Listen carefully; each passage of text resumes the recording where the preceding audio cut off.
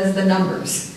That, for one thing, we had the budget and the legislators wanting to be sure that there wasn't going to be a big tax revenue shortfall. And so every time that you did something, you had to really assure people there wasn't going to be a shortfall. And that meant really talking pretty convincingly about short-term results when you're talking about a reform package that basically is a long-term pro-growth reform package. And so even though the results happen pretty quickly, it does take a while. And so anyway, one of the issues that we had was the numbers. That said, we did something that was really important that the legislature got accomplished the following year, which was to go into our sales tax code and look at sales tax exemptions and rationalize and streamline that and clarify that for mining, manufacturing, and agriculture. And hey, Lee, one of the people who helped with that in the mining area, and so we can probably testify what everybody went through. But basically, we put together teams of some academics and industry people together in those three industry groups, and we said, give us a really logical, very, very simple sales tax exemption scheme. You know, what counts and what doesn't. Clean it up. Get the rubber wheel tractor tires off of the books. Clean it up and make it transparent and simple and logical and economical. And they did that. And they boiled down hundreds of pages of code into a couple of pages of code.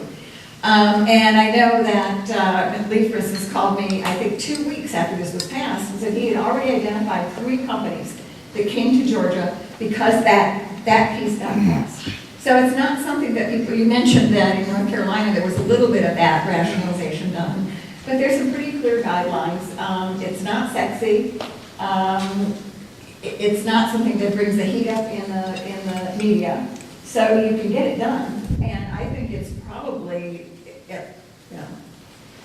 close on as effective as cutting income tax rates. I mean, it really, really makes a big difference in terms of things. So we did that, and now we have legislators come to me all the time and say, can't we get tax reform back on the table? And the question is whether our legislators will introduce that as a possible topic in the next session.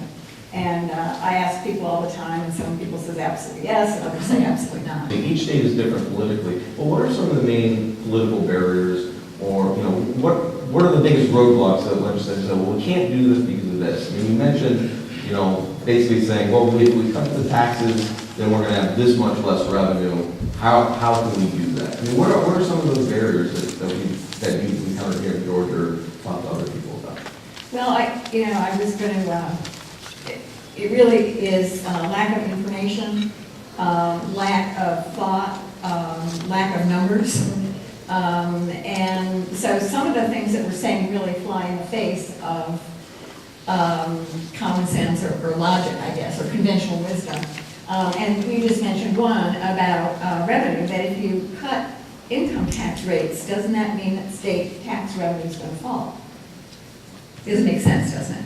Cut income tax rate state, and that's what most people think immediately. And then you can go from there to say, well, if state tax revenue falls, that means that all kinds of welfare benefits will also be cut, and the state budget will have to be cut. So you kind of connect this as, if you cut income tax rates, that means you're going to lower taxes on rich people and take benefits away from poor people. So it becomes a whole idea of regressive tax structure is something that sort of makes sense to people if they don't examine it. And so one of the things that has intrigued me about the problem is the whole idea of public education. And we have a program going that is an intent to educate the public about these ideas and get people to do a little bit of thinking, a little bit of analysis on their own. And I can talk about that later. It's called, if you go to www.taxreformthegame, we have a little calculator in there that many of you have used. Some of you have told me that it might be listed in your divorce proceedings because you stay up all night playing with the game. But people are using it really actively. And what that does is it allows people to see that you make trade-offs.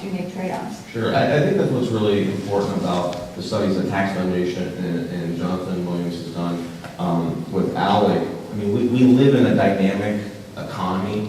Obviously, I know the federal government uses a lot of static economic models. We really do, I mean, we live in a dynamic economy, and, you know, just because you cut taxes a certain amount doesn't mean you're going to lose a static amount of revenue. I mean, you may build up more sales tax revenues or more corporate tax revenues.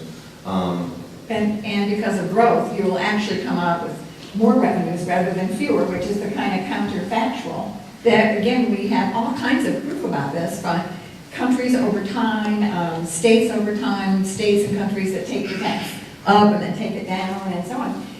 But when you start to try to explain that to people, they go, oh, economics, numbers, and they sort of glaze over. And it's, again, it's the sort of whole Laffer curve thing that is just hard to get people to really believe it and hard to get people to see it. And so I think that's one challenge. I want to say one phrase that I used really early on when I began working on this, and it just seems to hit every time I use it, and that is to say, if you want more of something, don't tax it.